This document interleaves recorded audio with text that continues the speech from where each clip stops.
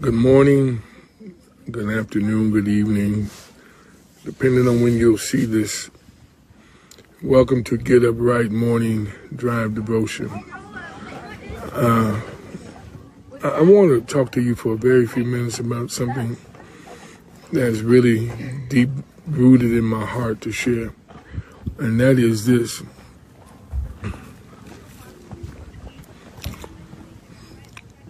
If you are attending, if you are a member of a church, and you don't have any respect for that leader, let me just say this to you. Your salvation, you getting to heaven, ought to be so important to you that you get up out that church. Because what happens is we allow just mean spirits to get in us. And check this out. We'll go to a church. We won't respect the pastor. We don't like them. We will obey only what he or she teaches that feels good and that's comfortable to us and that does not stretch us and does not convict us. But we won't honor them or obey them. And I know some of y'all got a problem with that obey word. He did say obey them that have the rule over you. And I know that's another word that probably scares you, is rule or ruler. A very large number of pastors and leaders, I'm going on a limb, a very large number of pastors and leaders in this 21st century, trust me, they're not leading with no iron hands and trying to make life difficult for folk. The truth be told, there aren't that many people coming back to church anyhow. So it wouldn't behoove us to be, tripping in that aspect. But what I want to share with you again is don't stay around no church. Don't hang at no church where you can't obey, honor, and love on the pastor. There is some scripture, and I'm going to give it to you in a very urban way. It says that God, okay, I'm going to say it this way. God saw the need for you to have a shepherd because he knew that if you didn't have someone to assist you in this walk, you could very well walk off a cliff, because sheep are not very smart and they need guidance. Now, am I calling you dumb? No, ma'am, no, sir. I'm saying we all need someone to assist us in this walk. I too have a pastor that I have to give an account to. I too am under leadership. And the reason I need someone to help to lead me so I can be a better pastor and a better person to lead you.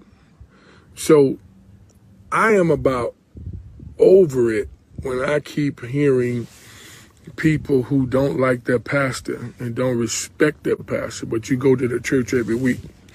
That don't make good sense to me. You don't have nothing better to do with your time.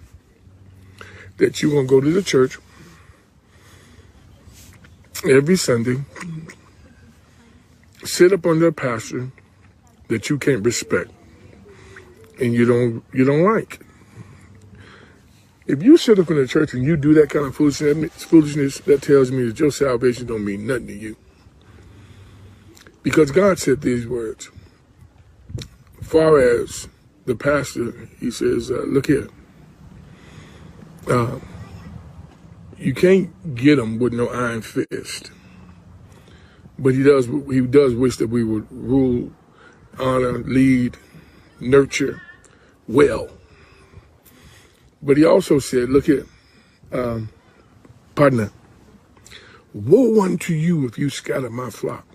I told y'all that a couple of days ago. And I'm going to say this again to you. Get your books, get your Bibles. Even if you're a key carrier at the church and you don't respect and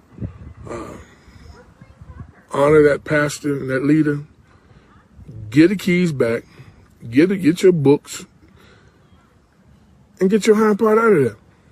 Simple as that. Will that hurt that ministry? Even if you're a good tither, a lead tither, or whatever the case, yeah, you might cause a little bit of tension, a little readjustments. But let me tell you the truth of the matter is, God says, I will add to the church as I see fit.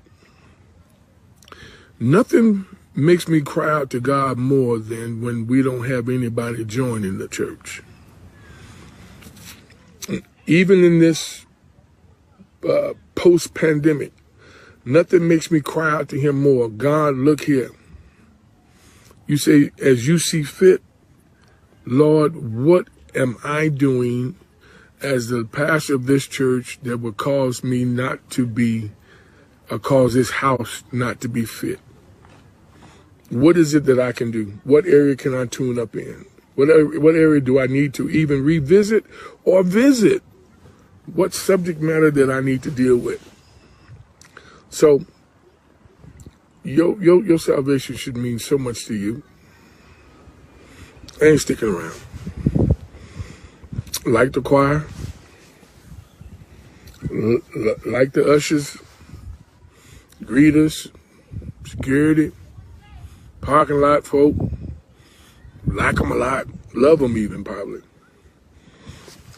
But I ain't got no use for this pastor. Get yourself up out of that church now. Now, just get out and go someplace. Bishop Tyrone Lee Seals taught me something by saying these words. He says, sometimes we have to tell people, you know what? You may want to go to a church that's more conducive to your needs. That's been many years ago. And nothing breaks my heart more than people in a church who cause ruckus in the church. And you think you're doing God a favor by making life difficult for the preacher. And I know y'all probably ain't gonna believe this, but I'm gonna tell you this. The worst thing you can do is have a preacher have to go to God about you. Especially when he or she is trying to do the best they can. And y'all can say what you want to. Nobody that I know can walk on water other than Peter. Okay? So we mess up. We make bad decisions. We do a lot of stuff, and 90% of my boo-boos in church. 90% of my boo-boos in church have been because I wanted to please people. I should have pulled the trigger on some stuff that during my pastorate. I should have pulled the trigger on it. Some stuff days after it happened. Some things the minute it happened. But I didn't want to offend the people. I didn't want the people to get upset. I didn't want the people to be mad at me. I didn't want them to start having little pockets after church where they would, be over there talking about me. I didn't want, and had I pulled the trigger on some of the foolishness that I allowed to come into the church that I allowed to get into my life, if I would have pulled the trigger on it sooner rather than later, I think that it would have been a much better result. But no, I tried my best to please the people. Please God. You'll never please the people. You will never make all them folk that look upside your head happy. Some of them will be so angry even with the flow of service. You got us out too late, got us out too fast, you was rushing the service. The list goes on.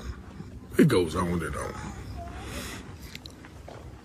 But remember what I started out by saying. Your salvation should be so imperative, it should be such of great importance to you that you would not sit up under under a pastor that you don't respect and you can't honor and hold in high esteem. You hold animosity. Well, my wife reminded me of this, about that forgiveness and that unforgiveness thing. God said it like this. He said, look here. You walking in unforgiveness. Let me tell you how I deal with that. I being God. He says, look, if you don't forgive your brother, I ain't going to forgive you. Man, come on, God. I want to reciprocate the disrespect and the nastiness and the foolishness that has been displayed towards me at some point. You can't do it. I said, okay, cool. How are we going to handle that? He said, okay, I'll tell you what I do. Remember, vengeance is mine, said the Lord. Vengeance is mine.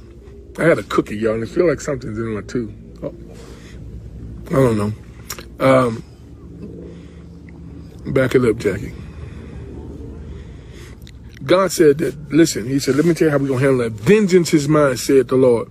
So we can't do tit for tat. I did a sermon on that one time, tit for tat. We can't play tit for tat. We can't do it. Much as we want to, we can't do it. Much as we might even be in a position to have all the rights and to do it, we can't do it. We can't do that. We just can't.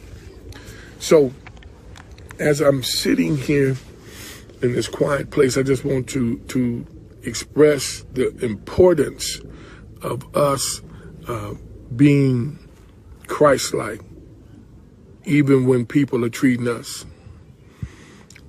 like they don't even know the Lord. They don't want to be there. T.D. Jakes said it this way. Quit crying over the folk who leave you. You need to be more concerned with the ones that you want to leave that won't leave. I said, oh my man. I could tell y'all some stories about some people who opposed to leaving. They would rather stay there and just try to see you suffer through he say, she say. And then watch this. Here's another piece that they do pretty regular. Rehashing old stuff. Continue to rehash up old stuff. Well, you remember he did this. You remember this happened. You remember that happened. You remember they went over there. Man, well, you get somewhere. Get somewhere. But they keep rehashing it. Okay, God, I heard that. And not only when they rehash it, they always rehash it with the same audience. Because those who really love you, they're not sitting listening to that mess. They're not. They don't want no parts of it. But the messy crowd, they'll be sitting there listening and rehash that mess and be talking about it like it's brand new news. So pastors, church leaders, husbands, wives, sons and or daughters, let me just drop this. If you can endure the foolishness and the hurtful things that are said about you, if you can endure it for 2 weeks, you'll be all right. Because news is only news for 2 weeks. After that 2 weeks, it's old news. Now, I'm sitting out here opposed to driving, and it's cold, but I just wanted to do something different today, get in a different atmosphere, in a different climate. And following this video, back up down. Following this morning's devotional, you're going to see just a little bit clippet of where I am and what I'm enjoying and the cool way I can endure for the fact of the beautiful scenery. Again, you're getting ready to hear it again. Get out the house. Your family wants to spend some quality time with you. Do that. You won't know until you do it how much you've blessed your family by spending some quality time with them. All right? I'm out here. Peace. Have a great day, all right? We chose to get out today and see the country. See portions of Las Vegas.